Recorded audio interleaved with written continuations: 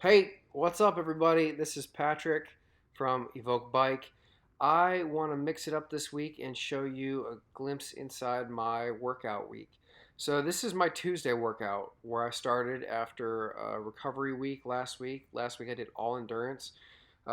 This workout is a minute on and then 20, 30 seconds building to all out. I call it the Hit 40 workout, hit 40 miles an hour. I did not hit 40, not once. I did four of these efforts. Usually I have a stiff tailwind out here at the airstrip, but I just did not have that this week. So no 40. 39 was the best I could do. Oh well, on to the next. Good motivation for next week. So the reason I started this week on fresh legs after an endurance week is because the 2 weeks before that, one week was Father's Day on the Sunday, and then the next week my sister-in-law was in town. So I actually had an opportunity to go out and get a little bit extra time in the saddle. Had some great rides with teammates and new buddy, and really got after it. So I could tell my legs needed a break. WKO5 kind of indicates here that it might be a good idea to pull back the fatigue too. I never really went overload, but I could tell just with the amount of intensity and the fact that I'd done 2 weeks back to back with more than 20% volume than I'm used to doing. I knew if I wanted to keep working towards a higher FTP and sharper VO2 max, which is my goal right now, I need to set myself up for success by just taking it easy. So, like I said, this first workout on Tuesday is 4 efforts, and the VO2 max lead-ins I did slightly different each time, and I'm looking to have a big normalized power for the whole effort. These efforts are going to have a really big variability index, which is the goal. Typically, that's my strength, so I don't work on it a ton. But as I'm getting a little closer to trying to find my really good legs for the year, I thought it would be good to start sprinkling some of this stuff in. I believe this effort was my best one on the day. Almost cracked 40. I mean, I got close, but just didn't quite turn the legs over that last little bit. Oh, and full disclosure, I do have a pretty aero setup. I'm riding my Specialized Allay with 80 millimeter deep wheels and 55 tooth crank. So I have a plenty of gear. It's all on me. It's not my equipment that's holding me back. It was just my legs didn't quite have it on this day. So let's jump to Wednesday's workout. Wednesday's workout is our team race for midweek on Zwift. We all try to show up to the virtual driveway every week and try out some tactics and inevitably a sprint finish. It is a crit. We're typically doing pretty much flat courses.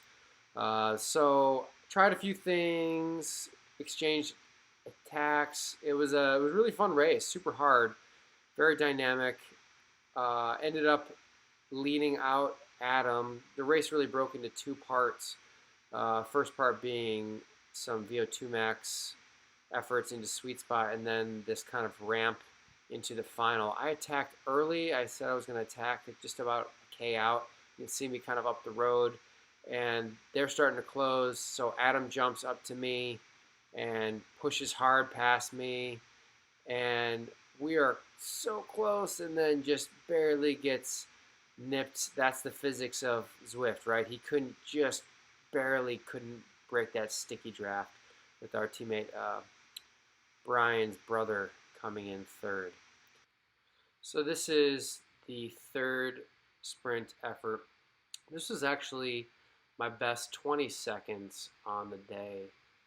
I'm doing these different every time, so I really waited. This one, I think I got extra low, and you can see my cadence is a little higher, so I tried to pretend like this was an easier lead-in, like there wasn't anybody, like if I'm envisioning this as a race scenario, I'm really, really sitting on a draft pretty easy, and then, okay, maybe there's an acceleration here, And all right, let's go. And I'm full gas. I'm trying to just pick it up that last little bit so that when my sprinter comes off my wheel, he's already at the pointiest end of the race and has the speed he needs to get to that line first.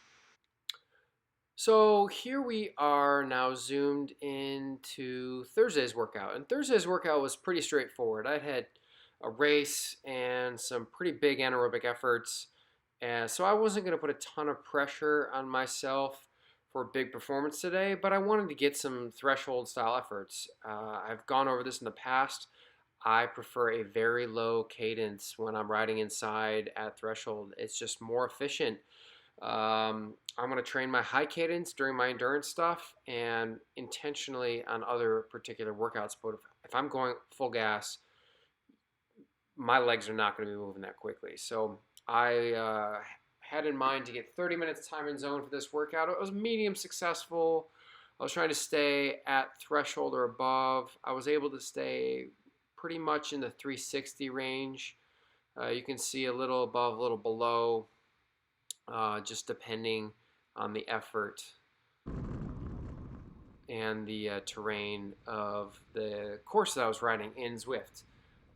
Last but not least, this is the fourth sprint, so I'm going to jump to my weekend after this, but I wanted to highlight this one because I had ran into my buddy Phil and another local guy, and he was doing another local fast dad, actually. He was doing some laps out at the strip on his new ride. It was nice to see him. We chatted for a second, and then I used Phil as a carrot to chase. So I let him come past me. Well, I didn't let him. He rode past me because he was still doing a steady ride, and I was recovering. And I waited. I got up to speed, and then once I was ready to get up to Phil, I snapped it hard. So I'm passing Phil here at 35, and then I use that motivation of passing Phil. I don't want to look slow. I want to kick it one more time. So I kick it one more time. Almost cracked 40. I was really hoping I had. I don't look at speed when I'm going like this, but super pleased with that workout. Ended up being right around 390 normalized, 395 normalized for just over 20 minutes, and that's near a lifetime best for me. So I'm riding well and pretty happy about it. Okay, so Saturday's workout. This is the big one for me. This one ended up being a lifetime PR for pretty much everything past 30 minutes. I've done one other 30-minute ripper at the strip a couple years ago. That I was just around 380, but WKO5 told me that this was a lifetime best. I felt pretty decent around 380 when I started off, and so I was thinking, okay, maybe I'm going to be able to just like keep this pace for the whole ride. That'd be sick. 380 for, beat my TTE, beat my MFTP that WKO4 or WKO5 has set. But at the 30-minute mark, it just happened to be I was doing one of the new France courses, and I had to go a little harder to stay with the group I was in. There's like 1,000 something people started this event, and so I had to go a little hard up this riser, and I felt like the burn coming on, and I could tell I went in the red. And right there, after that first 30 minutes, I was pretty pegged, and took a lot to recover at 300 watts, which is tempo for me. That's something Zwift has definitely taught me, recovering in tempo. That was not a thing for me in the past, but managed to grind it out and finish pretty strong in the 360 range for an hour, which is the best ever for me. So I was super pleased to have that, and then that gave me some good motivation for the upcoming weeks. So I'm super pumped for what's coming up next. Last but not least, this is Sunday's workout. So Sunday, I wanted to do a 20-minute effort after 1,000 kilojoules burned. So this is kind of testing the sustainability of my legs since I don't have a ton of volume. I wasn't sure exactly how this would go, but I started off like the normal way. I do aiming for 100 RPM average for an hour, and I get this by doing overspeed and underspeed built into one effort, where I'll be riding seated at 100 plus, 100 to 120 RPMs, and when I'm standing for a couple minutes, 2, 3, 4 minutes at a time, I'm in the 70 to 80 RPM range. And I'm just trying to control my power. I did this on the trainer, and I want to get my average RPMs to 100 by the end of the workout. So that kind of gives me some variety. You can see here at the end of this effort, I had to push the RPMs pretty good to get my average up to 100. And then the 20-minute effort, I go back to self-selecting my cadence, which is no surprise here, low, because I'm doing threshold, and then inside threshold, I can use that anaerobic battery to generate more power at lower RPMs. It's more efficient to generate power at low RPMs. And I was really pleased. It was a great week for me.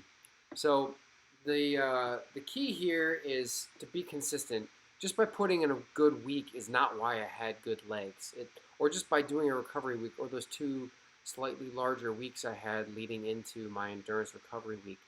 The reason I had good legs is because I've been chipping away. I've been super consistent, 9 hours, 9 hours, 9 hours. A little extra here and there is not going to yield crazy fitness gains. It's the consistency for months at a time. And that's just the mindset you got to get yourself into.